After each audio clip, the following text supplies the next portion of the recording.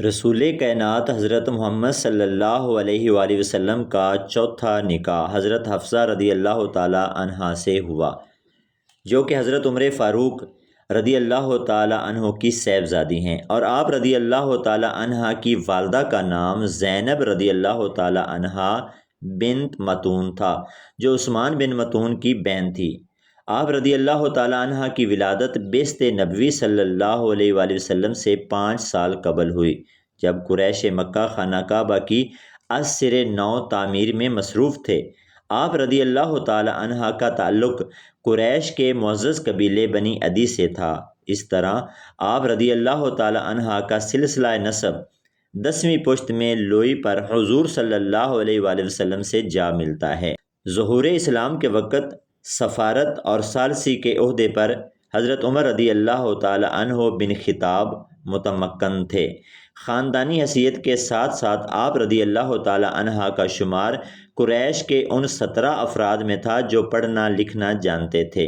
حضور نبی اکرم صلی اللہ علیہ وآلہ وسلم کی بارگاہ عزتی میں ایمان عمر رضی اللہ تعالی عنہ بن خطاب کی دعا کے بعد جب آپ رضی اللہ تعالی عنہ مشرف با اسلام ہوئے، اور یوں آپ رضی اللہ تعالی عنہ کا پورا کنبہ بھی دائرہ اسلام میں داخل ہوا، جس میں حفصہ رضی اللہ تعالی عنہ بھی شامل تھی۔ اس وقت آپ رضی اللہ تعالی عنہ کی عمر تقریباً 10 سال تھی۔ آپ رضی اللہ تعالی عنہ نے جس خاندان میں پرورش پائی، اس کی چند صفات آپ رضی اللہ تعالی عنہ کے مزاج کا حصہ بن گئی، جن میں صاف گوئی، جرت، بے لوث، معاملہ فہمی اور یک رنگی شامل تھی۔ حفصہ رضی اللہ تعالی عنہ کا پہلا نکاح حضرت خنیس رضی اللہ تعالی عنہ بن خزامہ سے ہوا، جو اسلام کے بالکل اوائل دور میں رسول خدا صلی اللہ علیہ وآلہ وسلم کے جانثار صحابی بن گئے تھے۔ حضرت خنیس رضی اللہ تعالی عنہ نے اپنے ایمان کے تحفظ اور سلامتی کی خاطر اپنے 2 بھائیوں حضرت عبداللہ رضی اللہ تعالی عنہ اور حضرت قیس رضی اللہ تعالی عنہ کے ساتھ حبشہ کی طرف ہجرت کی، اور ہجرت مدینہ سے قبل ہی مکہ تشریف لے آئے تھے۔ حبشہ سے واپسی پر آپ رضی اللہ تعالی عنہ کی شادی حضرت حفصہ رضی اللہ تعالی عنہ سے ہوئی۔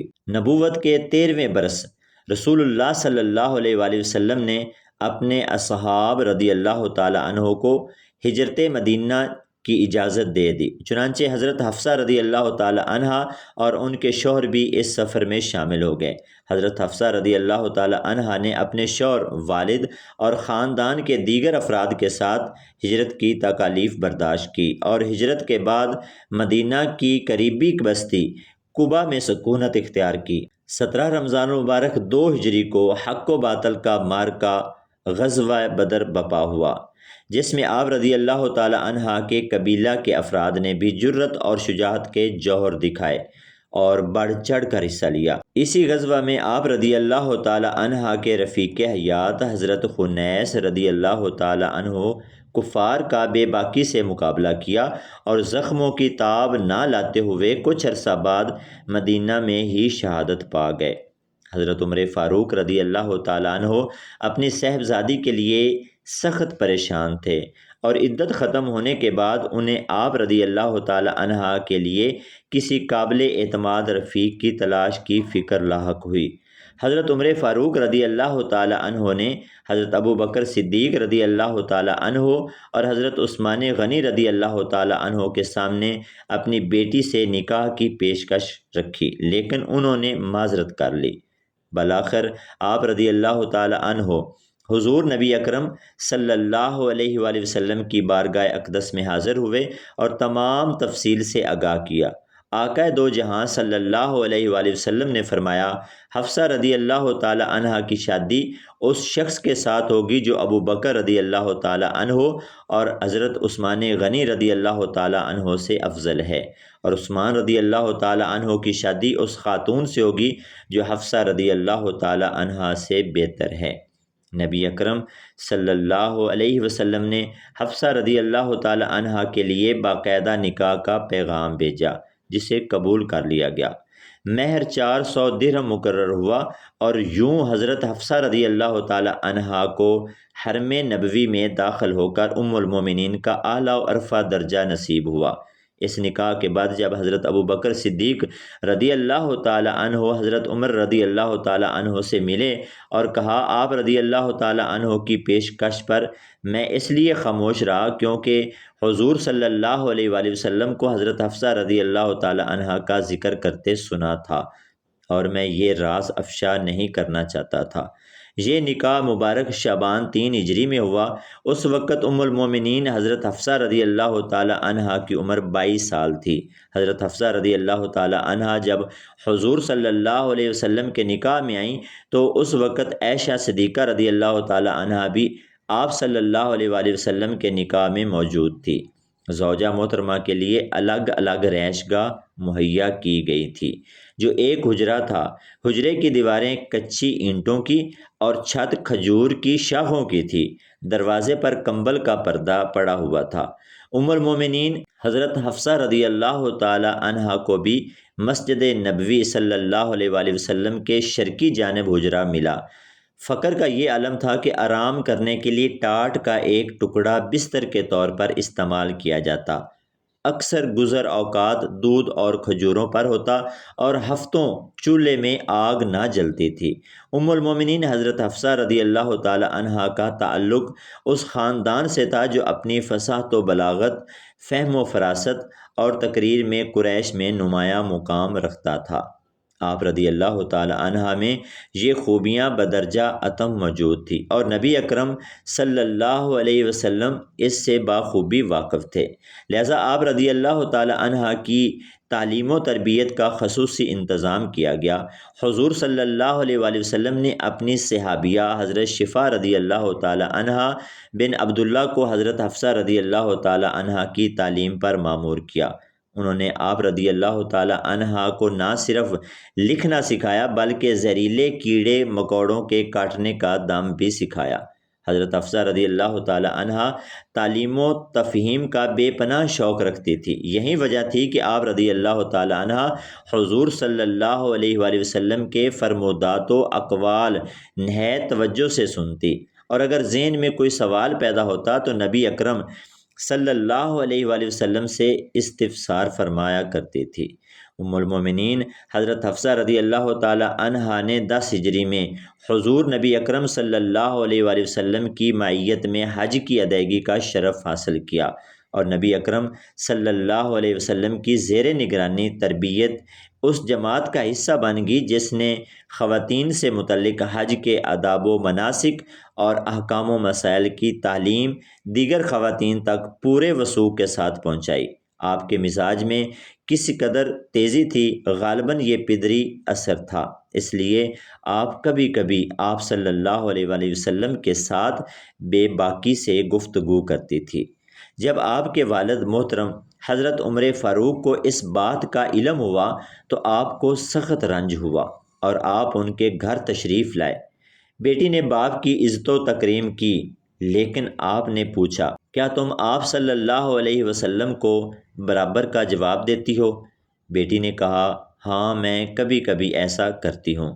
آپ نے فرمایا بیٹی خبردار، میں تمہیں خدا کے عذاب سے ڈراتا ہوں، تم ابو بکر کی بیٹی عائشہ کی ریس نہ کرو، اسے حضور صلی اللہ علیہ وآلہ وسلم کی محبت کی وجہ سے اپنے حسن پر ناز ہے۔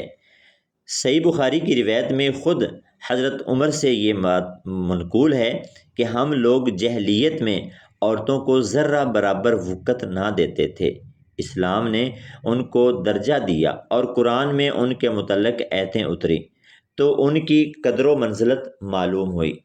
ایک دن میری بیوی نے کسی معاملہ میں مجھ کو رائے دی، میں نے کہا تم کو رائے اور مشورے سے کیا واسطہ؟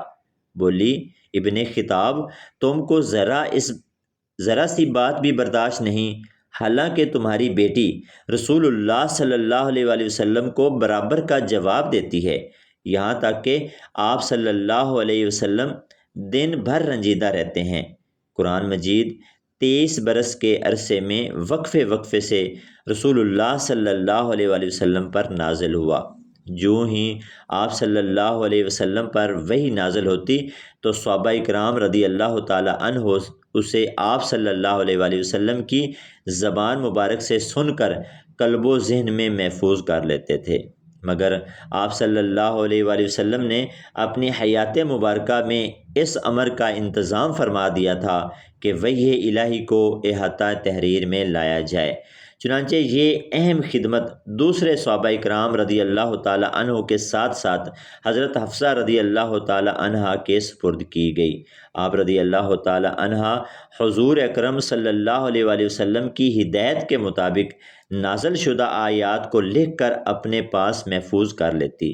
بعد ازاں جب عہد صدیقی میں باغیوں اور مدعیان نے نبوت کے خلاف جنگوں میں بہت سے حفاظ قرآن شہید ہو گئے تو حضرت عمر فاروق رضی اللہ تعالی عنہ کی تجویز پر قرآن مجید کو مکمل کتابی صورت میں مدون کرنے کا اہتمام کیا گیا۔ تو اس سلسلے میں ام المومنین حضرت حفصہ رضی اللہ تعالی عنہا کا نسخہ سب سے زیادہ مفید اور کارآمد ثابت ہوا۔ چنانچہ تمام قرآنی اجزاء کو ایک مکمل مصحف کی صورت میں مدون کر کے حضرت حفصہ رضی اللہ تعالی عنہا کی تحویل میں دے دیا گیا، جو تاریخ میں مصحف صدیقی کے نام سے مشہور ہوا۔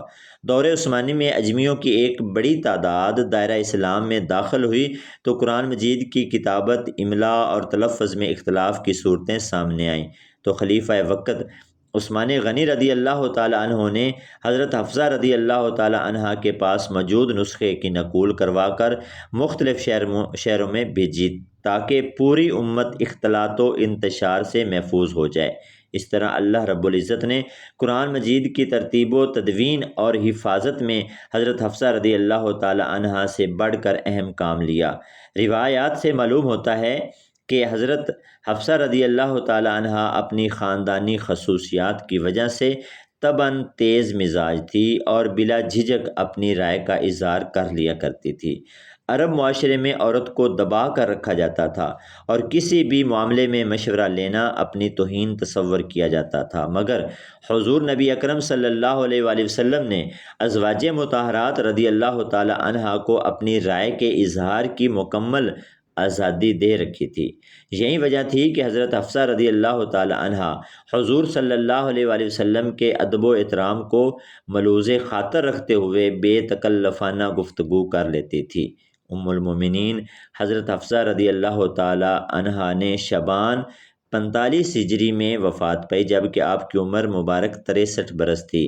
آپ رضی اللہ تعالی عنہا کے بھائی حضرت عبداللہ رضی اللہ تعالی عنہ اور حضرت عاصم رضی اللہ تعالی عنہ اور بھتیجوں سالم، عبداللہ اور حمزہ رضی اللہ تعالی عنہ نے قبر مبارک میں اتارا۔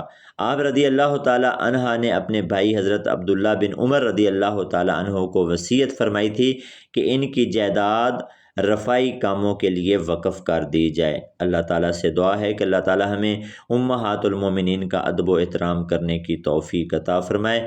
ناظرین، اگر ہماری یہ ویڈیو آپ کو پسند آئی ہو تو کمنٹ سیکشن میں اللہ تعالیٰ کے 99 ناموں میں سے ایک نام ضرور ٹائپ کریں۔